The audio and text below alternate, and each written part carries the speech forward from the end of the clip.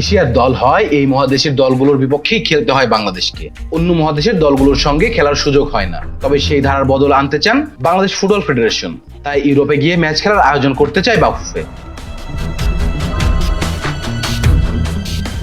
গতকাল national Times কমিটির সভা শেষে এমনটাই জানিয়েছেন বাফুফের সিনিয়র সভাপতি ইমরুল হাসান। তিনি বলেছেন, আগামী 1 থেকে 9 সেপ্টেম্বর ফিফা টায়ারে আন্তর্জাতিক ম্যাচ খেলবে। হোম বা অ্যাওয়ে হতে পারে। অ্যাওয়ে হলে আমাদের ইচ্ছা আছে ইউরোপে গিয়ে খেলার। ইউরোপে গেলে চেষ্টা করব 2টি ম্যাচ খেলার। আগামী মৌসুম সুপার কাপ দিয়ে শুরু হবে বলে জানিয়েছেন ইমরুল। বসুন্ধরা কিংসের সভাপতি বলেছেন, এবারের লিগে সেরা 4 দলের সুপার কাপ খেলবে। সুপার কাপ দিয়ে আগামী মৌসুম শুরু হবে। স্বাধীনতা কাপ হবে স্থানীয় খেলোয়াড়দের দিয়ে।